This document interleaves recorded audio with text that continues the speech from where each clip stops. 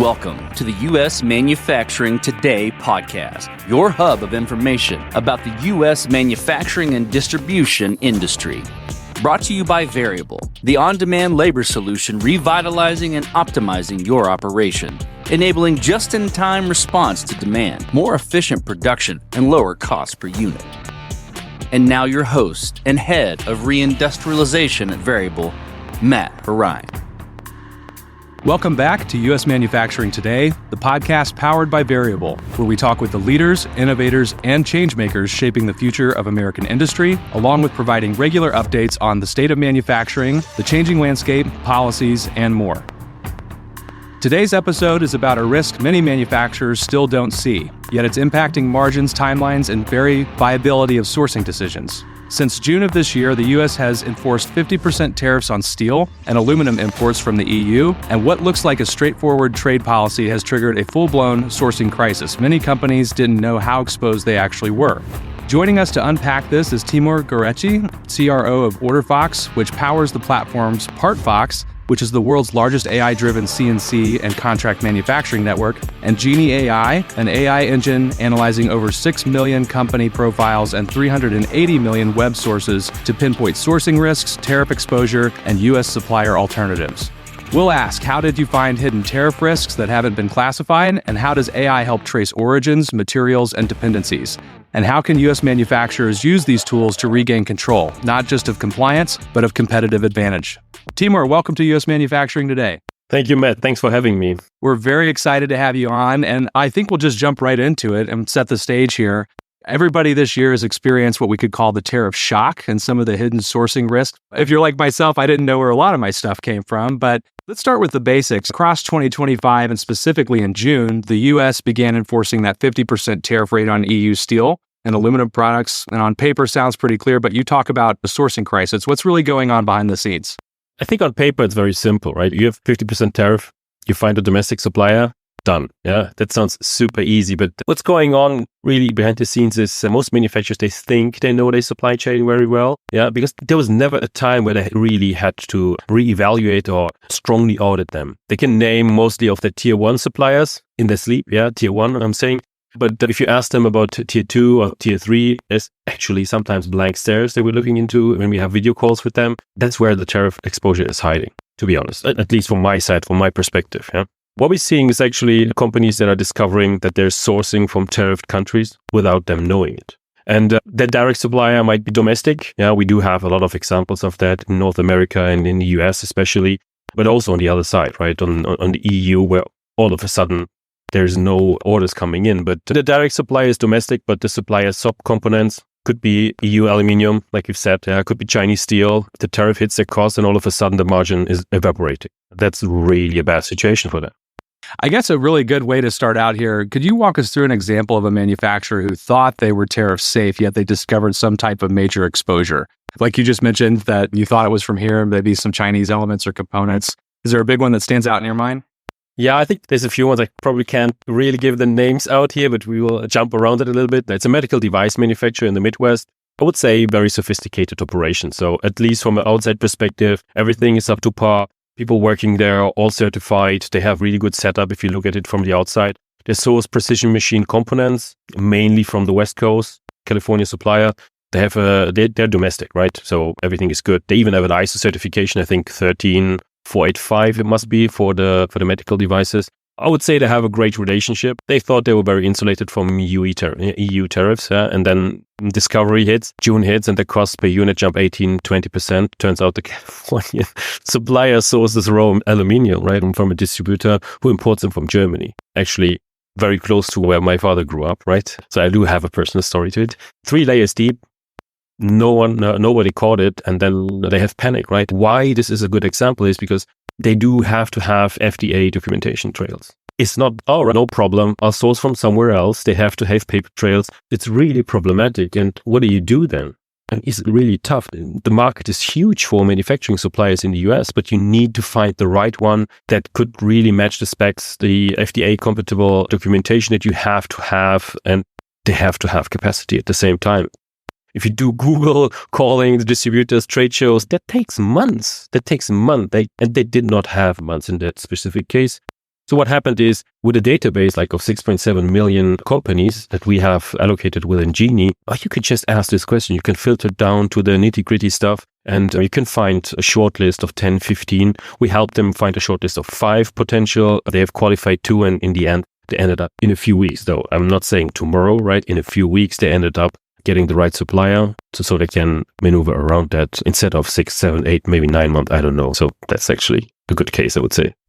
No, that's a really good point. And I, in a past life, worked through subcontract manufacturing. And this was prior to tariffs coming back on board, but we had to move our BOM to another manufacturer. And I was shocked at where a lot of the components came from. And we were working on all kinds of certifications at the time to include UL, but also there were some FDA components and some other things. You don't just pick up a new part. You don't, after you've got things certified and done that, it's not just an easy switch your source. There's a ton of blind spots there. And why are so many manufacturers unaware of where their sourcing risk really lives? And what are the most common blind spots outside of that example? I think the obvious one is we're good enough, right? We know our suppliers, they're good enough. Like the supplier base, they're maintaining the suppliers list in Excel or in the ERP system. It shows who they currently use, not who they could use. They don't do supplier discovery. And when the tariff hits or a supplier goes down, they're starting from scratch, right? But they could afford it in the past. Yeah, they could afford it in the past. There was not the pressure really. But if a supplier adds a new 5-axis CNC machine and it's not in your spreadsheet, you're not considering it. Yeah, you're not considering them. Or if they have just upgraded your new certification or whatever, you're not considering them. So you're flying basically on an outdated map. That's a huge problem. That's, I would say, a first blind spot. Good enough supplier base. And then the second one, I would say, is geographic bias. Yeah, if you have a Californian company that sources from Californian suppliers because that's what you do, and then you have, 15 or 20 supplier in your list, but you're not considering Texan manufacturers that are much better fitted. They're still there, but you're not accessing them because you don't know that they exist. So you say, okay, it needs to be for my county or it needs to be for my area, and then you just stick to that. But actually, you should be open to that. And then there's a capability translation problem. Yeah, I think the sourcing managers or the procurement managers often just don't really know what it means. If the technology is there, they are not. Usually they're up to par when they have to order the same stuff every time. But something breaks, they need to find a new one. They're not up to date with the technology. They're not up to date with the capabilities, like I've mentioned before. And all of a sudden, they realize, look, the new 5-axis CNC machines in precision manufacturing, they can do almost everything. And if the supplier is, let's say, automated and is sourcing locally, also the raw material, they're not in their list. So I would say capability, geographic bias, and then a good enough supplier base. I think that's the worst one.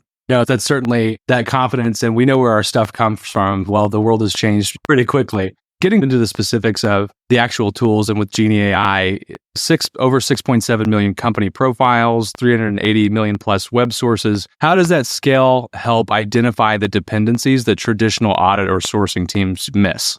I would say the usual way of doing that would be you hire a consultant, they interview your procurement team, they audit the contracts, maybe they visit facilities, yeah. Not too much, usually. They say they don't do that too much. It takes 6 to 12 months, it costs a fortune, and it's a snapshot, right, in frozen in time. And that's it, right? It doesn't improve over time now. So what we're doing is with the AI, we're continuously investigating data from all Google indexed websites. So everything that is available on the web. Ongoing, we do that for you. Imagine you would have 1 million interns, yeah?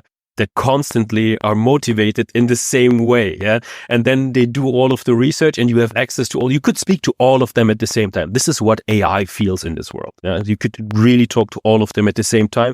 And the really important point is, sometimes we get asked that, okay, if I have enough manpower, I can do that myself. Yeah, you could, yeah, but you need to motivate your team. You need to imagine people coming to the job on Mondays. They might be motivated Tuesdays. Okay, Wednesday go past. They say, so almost weekend. So they don't really do the same job in the same quality all the same time. So they don't aggregate that information. With the 380 million web sources, we aggregate information about certification, trade registrations, equipment listings, the hiring patterns sometimes, news mentions, trade show attendances, materials that they're using. We do zero-shot classification, we do semantic search, we do image classification. So actually a really old technology, something that is in the front of every car, like the camera that you have in front of your car to see the speed signs and everything. we use that technology, tweak it, and we analyze the pictures that we find on homepages. So we can actually tell you who is producing what. Is there a part? Is there a knuckle visible? And we can aggregate that information, put it in the back end, and make it accessible for you. You, a traditional audit team, would never be able to find that amount of information if they started doing it. Yeah? So I would say the scale effect is really important. With more than like 7 million, currently more than 7 million, so 6.7 is a little bit outdated now. We can map the supply networks that a human just physically can't. We can then see 2,800 manufacturers within your industry cluster, and then we can map it to aluminium, to material. And that's actually very powerful if you consider that to be if you use that accordingly.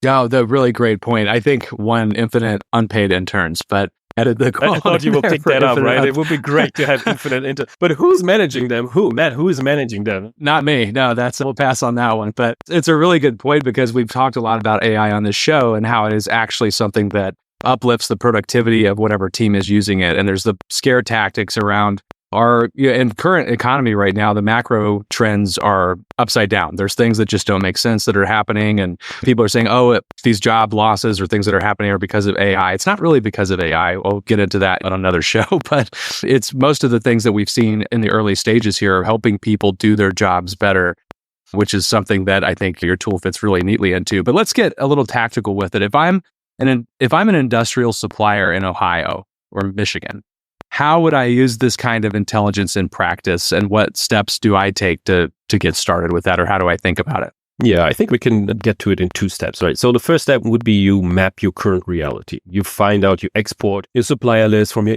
ERP, or you have it in your Excel file already. You create a CSV, or you just type it in. You go to Gieni, and then you run a dependency analysis. Yeah, you can write a prompt and say, okay, these are my suppliers. Could you find out for me within your network who is sourcing from the EU? Am I facing tariff situations if I'm not careful enough? And then you can ask it to flag tariff exposure or single sourcing risk. And then you can directly go into step 2 and say, all right, if you have analyzed your current situation, you can do your strategic supplier analysis with Gieni or with Partfox as well. You could do that as well.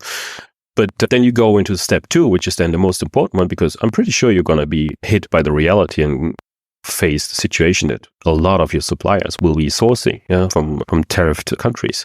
But then you go and then you say, build your alternative sourcing network. Yeah. And then that's really where the intelligence pays out. Step 1, already good. But to be honest, if it's not too many suppliers, you could do that yourself. You could go in there, you can GPT it, you can do whatever you want. You can really go in there. But in step 2, if you say, show me ISO, 9001 certified CNC shops within 300 miles of, Columbus with 5-axis capabilities, how do you find that? You can do a desktop research in Google, right? But the results that you will get, 1 or 2 will be good, but then the rest, mediocre. And then you can filter for shops with the AS 9100 aerospace certification, including laser cutting, secondary capabilities, or maybe having free capacity. This is all possible because it's already in the database. You can access that directly through AI. And if you would not be doing that with that, it would take you weeks. And to be honest, you would probably feel bad afterwards because you need holidays. No, it's something that you'd spend a lot of time doing manually, and probably some of the biggest challenges that small, medium-sized manufacturers face today is that you don't have the time. The environment is dictating where things are coming from. There's tool sets at your doorstep, and you said something really important there, and a lot of what we talk about on this show in the space of reindustrialization and the U.S. supplier advantage. I think one of the conclusions your organization had, and what I read in your paper, is that the solution isn't just about avoiding tariffs. It's bringing components back on shore as the end state. And you state in the paper, replace important critical components with locally manufactured alternatives. Digging into that, how realistic is this for the U.S. manufacturers today? I think there's a truth that will hurt a little bit, because the capacity exists, so it is there. The challenge is actually execution, I would say, because what we do in mapping, when we did the mapping, we found out that it's very fragmented. We all knew or had the feeling that it's super fragmented, but it's actually very fragmented to an extent that we say, all right, how can we make use of it? We also did a research on if for semiconductor production, if there would be enough capacity, if tomorrow China would say there's no computer chips anymore. There's actually enough facilities. then it's not talking to each other. You would have to consolidate everything. Yeah, I would say the numbers that we hear here or that we have in the backend is like around 55,000 contract manufacturers operating in the US right now. That's huge. That is absolutely huge. 17,000, around 20,000 CNC machining centers, 10,000 lathes, and then we have around 5,000 laser cutting systems, and they grow at a CAGR of 7 to 8% throughout 2030. So it's not a dying industry, it's actually growing, and it's a very capable ecosystem. But the reality check, and that's what I said before, is like reindustrialization sounds really great in policy papers, but on the ground, like an OEM trying to replace like a Chinese supplier, they face massive friction. And one of the points that you guys are already caring for is like the labor, right? The labor that you have. We have over 500,000 unfilled manufacturing roles. Yeah, we have wage inflation of between 3 to 4% in the US, if I'm not wrong, year over year. And the shops with the capacity are maxed out on labor, right? If they have skilled labor workers, like a workforce, they're maxed out. But how do you find the right shops now that have capabilities that actually match to what you need? And you ask, what's the manufacturing reality today? Yeah, it's super fragmented. Yeah, the capabilities are there. We just need to find the right execution layer on it. And then the other friction points that are cost and discovery, they will fall in handy. Because to be honest, yeah, a domestic manufacturing costs more. It's period, I would say, domestic manufacturing. But why is that? Like, each job shop in Ohio has a higher labor cost than one in Shenzhen. That's reality. But the tariffs, like, they're closing the gap faster. And if we are very honest here, the Chinese government is subsidizing a lot of things that they're doing. They don't speak openly about that. So in reality, the cost might be the same. So why wouldn't I source from Ohio? Why wouldn't I? Why is this actually a problem for me? It is actually because I don't know that you, Matt, have a job shop that is capable of doing that. So the discovery is the problem. So that's what I see. Huge point, because I think that is something that most people don't realize in the framework of tariffs. Most of these are reciprocal in some capacity because those nations have subsidized some component of an industry or something to compete with the United States, where our products are tariffed. In China, they're tariffed. In Canada, there's huge subsidization of lumber, those types of things. And so people that aren't on the level with that, they think it's just potentially a tax or something to that effect, but it's designed to level the playing field. And I guess from a policy and industrial strategy perspective, are these tools, Partfox and Gieni, are they helping the U.S. transition from being a tariff target to being the real industrial advantage? Because that is a recurring theme we've seen, is just this connectivity. They're not talking to each other. They're very fragmented. You think that it could lead the way on something like that or get people over that first step of saying, hey, what do we have? And kind of the known of what the current state of the industry is. So I think tariffs will force reshoring. I'm very sure about that. Subsidies, they will build new factories. And I think America will out-manufacture China again at one point. I think it's a great point. The more we fight about tariffs, it's reality. Like, what is there to fight about? It's reality, and we have to face it. The tariffs, they don't create new jobs, right? They create cost pressure. They create immense cost pressure. They don't automatically create domestic alternatives. They just make imports expensive, ridiculously expensive. And now we're facing the situation where we say, all right, let's focus on the stuff that we actually, I'm talking like I'm an American citizen, but I feel I love America so much. So I can really put myself into that role. But they just make imports expensive. Like I said, the real competitive advantage isn't tariff protection. It's speed and flexibility. So can you find the qualified domestic supplier within 48 hours when the tariffs shift again? Can you model scenarios like, if tariff hits country X, what are my 10 alternatives? You don't have 6 months time. You just don't have that. Like I said before, the capacity would be there. Like 54,000 manufacturing companies in the US, right? You will always find someone that is capable of delivering for you. I'm very sure it shouldn't be a problem. And then the advantage, if you use then the AI systems, like stuff, networks and marketplaces, like you can map alternatives in seconds with Gieni or with Partfox. That traditional sourcing takes weeks. Then you have the resilience factor. You can continuously monitor without really having to do a lot of work. The AI is doing a lot of these things for you. And then the agility, like I said, like if tariffs shift because there's an answer from Asia, or there's an answer from Europe, like new tariffs or whatever, trade deals, and you can re-optimize with that. It's really, I would say, beneficiary in that case. We've spent a little bit of time talking about Gieni, and I'm curious about Partfox, just because this is something that has also been a recurring theme. on this show and talking about those job shops. And Partfox is described as the world's largest AI-driven CNC network. What differentiates from the standard directory or RFQ board, which is what I think most people find themselves in? I remember when I was leading a manufacturing company, we were looking for RFQs. We were signing up for RFQ notifications from places that may or may not have been in scope for us, looking to build our business. What kind of separates it from that traditional approach to trying to just win an RFQ or seeing if it's in scope or those types of things? So traditional platforms like, I would say, ThomasNet or IQS Directory, they're basically like yellow pages or closer to yellow pages. Let me call it that. I think ThomasNet with Xometry together, I think they're doing a great job. I'm a big fan of what they do. But they have static listings. There's not a huge intelligence layer to it. So how Partfox works, the marketplace side of it, is so Partfox is the world's largest AI-driven CNC network. So you upload a CAD file, it automatically routes to qualified shops based on material, tolerances, specifications, capacity, and here is the important part, machine listing on a machine park. So it will match you right on the machine that is capable of doing that. Because if you match only on technology, let's say milling, right?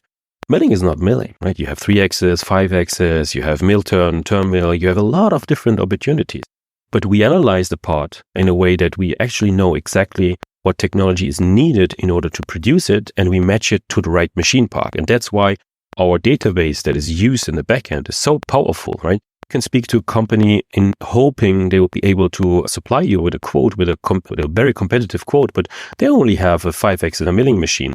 But your part could be produced on a 3-axis milling machine. So there's a huge change because let's say he bought a very expensive 5-axis milling machine for precision machining. That thing, of course, is more expensive to run than a very good rigid 3-axis milling machine. Let's say you have a Haas VF2, right? That thing will just be so much more inexpensive than if you have a very complicated machine to run on it. So I would say that that's a distinguishing factor here. So the intelligence layer, the AI layer of it, extracting the metadata and matching it into the right data graph in the backend. Yeah, that makes a lot of sense. I think it also leads to another question and something that we've asked often on this show. In manufacturing circles, there's skepticism of AI or platforms. I think we were talking about that a little earlier. People might see it as a boogeyman or the source of some kind of displacement. But really, it's an accelerator. And to your point in the quote earlier, we know our suppliers anyway. But what's your response to those who trust old relationships over the data-driven platform? Is it a capacity thing? Is it access to market? Is it margin protection? What is the primary driver of that? I totally get the skepticism, to be honest, right? Speaking to contract manufacturers around the world, it's an ongoing thing. No matter if I speak to a Swiss-owned shop here in Europe, if I speak to an Indian shop or to the US contract manufacturers, they're partially right, to be honest. What relationships will do well is they have trust, because they will deliver. There's some sort of high level trust if you have direct relationships outside of the platform, of course. And then you have quality consistency. There's a proven track record, communication. They understand your specs within a few emails, I would say. Yeah. And then some sort of flexibility because you can just call them. Yeah. But what the relationships won't do for you is they cannot tell you about alternatives that don't exist, right, for them. They don't give you leverage and pricing, which is also not unimportant if you want to be successful. They can't scale when you grow. Imagine a scenario where you created this new relationship with a new client and you want to scale with that client, but the relationship won't be able to help you. And then they will also not protect you when you go under the single sourcing risk a little bit. If they're in a capacity and they can't take your order, what do you do? So I think you need to have, I would say, a strategy to have both. Yeah, that would be a very healthy strategy. You cannot afford to not be working with platforms, marketplaces. You cannot afford to not do that. You should also don't forget that a local supplier that has a benefits. Yeah? So having both at the same time is really good. But if I had to answer as an Orderfox representative, I would always say I'd rather have the 54,000 US manufacturers within Partfox that they can always rely on than to have 3 or 4 that I only trust locally. Still, you have a really good logistics in the US. If I'm on the West Coast and I need to order from, Indianapolis, that's not a problem. It's just not. No, really good point. And something that, again, I think underscores your point of there's capacity. People are very fearful of this as if there's not. It is about access. And I think one other really big thing that you highlighted, and we don't talk about it enough. I think we're going to enter at some point a deflationary environment of some kind, whether that's demand-driven or like a productivity-driven demand environment, where the productivity goes up because of tools like this, or maybe consumer demand falls because of tariff cost pressure, whatever that is. But ultimately, in the early stages of this, you're right, tariffs do equal margin erosion if you're not quick on your feet. How does quick sourcing transparency protect that margin, and how much time does it save in practice? If you hit with margin evaporation, then there's not a lot of things other than diversification that you can do. You need to jump on it right away. But I don't know if that anyone can survive 20% margin cut. I wouldn't know anyone. And if that's your reality, you need to act fast. And if acting fast means Googling and then calling people and then waiting until they respond and then waiting on an RFQ, while you could be jumping on a platform like Partfox, requesting, like going on the RFQ feed, putting your stuff up there, waiting who is actively taking it, or directly targeting 16 to 17 perfect fitting suppliers on your long list and waiting on the RFQs from them. I think that is much more what you should be doing. And I'd really say that this is actually the way to go. If you're talking about efficiency gains, we have seen everything from between 20 to 50% of efficiency gains in terms of saving margins when it comes to sourcing locally. The US is huge. It's huge. You will always find someone that currently has capacity on the right machine and thus can supply you with the right quality for a really good price. And I'm talking like really competitive price. And the US is also not unautomized. Yeah. So you will find a lot of robotics included into machine shops, into job shops. I'm talking about 5 to 10 people job shops. Like in the past, you would consider them conventional. But today, they could be running like 10 robots or cobots, and they could be very cost efficient. Yeah. So from our perspective, everything between 20 or 50% is realistic. Yeah, there are cases where we see 70%, but that's really the edge cases. But you have to run it. Otherwise, you will not experience it. No, that's a really good point and highlights a lot of the broader competitive advantages. It's not just winning in the tactical moment and protecting the margin. It is about efficiency. It is about effectiveness. And for us, what we see a lot of the time, it's about utilization, like labor utilization. We have on the labor side, folks who are underutilizing the highest skilled labor that they have to take care of more general tasks.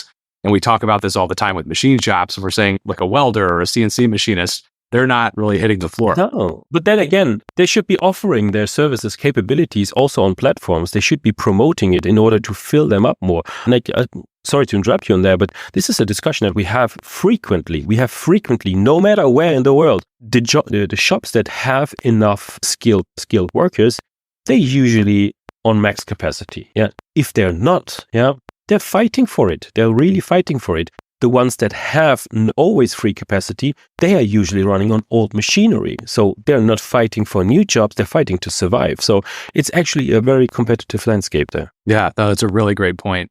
If you're a mid-sized machine shop owner in the US somewhere, what's the first action they could take this quarter to plug sourcing risk or explore US supplier alternatives? And part of that is, of course, your solution. I think the nature of the conversation is what can you do this quarter? Because by first quarter next year, second quarter, we're going to be on a totally different playing field in our perspective. Oh yeah. The first thing that you should do is you should really analyze your status quo. You should get into the data that you currently have and review it. And you should directly jump onto stuff like Gieni, ask questions around your current supplier portfolio, about your clients.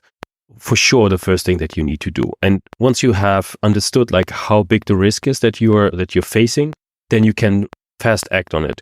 Go to platforms like Partfox, Thomasnet, Sometry, like leverage them, try them out, try to find alternatives, and you should directly act on that. While at the same time, you should also go onto the platforms to find new clients if you are contract manufacturers. It sounds very healthy, but the other way around, companies in the US are looking for US suppliers. So why don't you advertise on these platforms at the same time? 1, analyze your status quo. 2, act on it, start acting on it, start diversifying locally domestic. And then in the third place is look also for clients that fit your portfolio very well. The fourth one that you probably can't do this quarter is check your machine stock. Check what machines that you have. Are they outdated? Can I actually compete with what the demand is on the market? What should I do in order to automate a little bit? This is also a level of sophistication that I would not underestimate. Sometimes it does take taking a step back and saying, what are our capabilities instead of fighting to survive on the floor every day, which is where most operations leaders live, is fighting from the day-to-day battle, but taking good stock of what your potential future capacity is super important. If I walked into your office a year from now, what indicator would tell me you've succeeded in helping U.S. industry become more resilient? That's a good question. So if you would walk into our office, then we would probably have a huge American flag hanging on the wall. Yeah, because we helped a lot of US companies to find new suppliers and to navigate the tariff risks. I would say we grow. Yeah, we have much more people in the office working on topics. We do have a US subsidiary in Chicago. It would be nice to have that operative again. Yeah. Because currently there's no one really sitting there. Everything is, since COVID, everyone is trying to centralize again a little bit. But I would love to have opened the US office again. And in total, like if I say I want to grow with a team and to help more and more contract manufacturers or more companies out there, AI enables us to be so effective on many things. So do I really want to grow massively? Maybe I would like to leverage the AI potential just much more. Yeah? But a huge American flag, please. Yeah, a flag for every factory. That's that would something be nice. That we've seen a lot. Nice. Yeah, they should have one. Absolutely. Where can our listeners go to find out more about Orderfox and Gieni AI and how to potentially maybe get started with you? You can start off with overlook.com and research our two products there. So we have partfox.com and Gieni.com.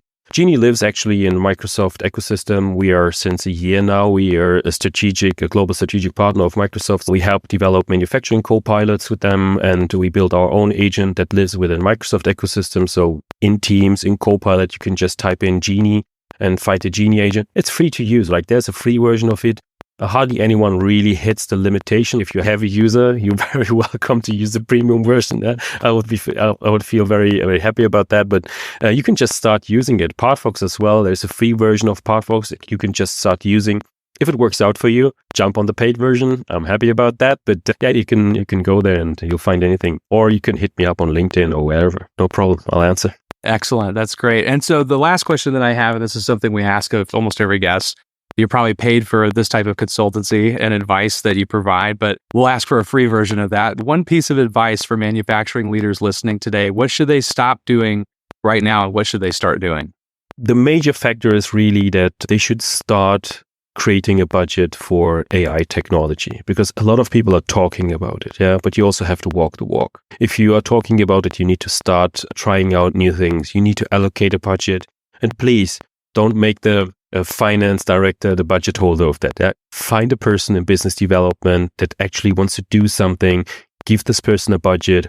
Help them to try out a lot of things. Stop doing things because they feel right, because you've been doing them for, 10, 15 years.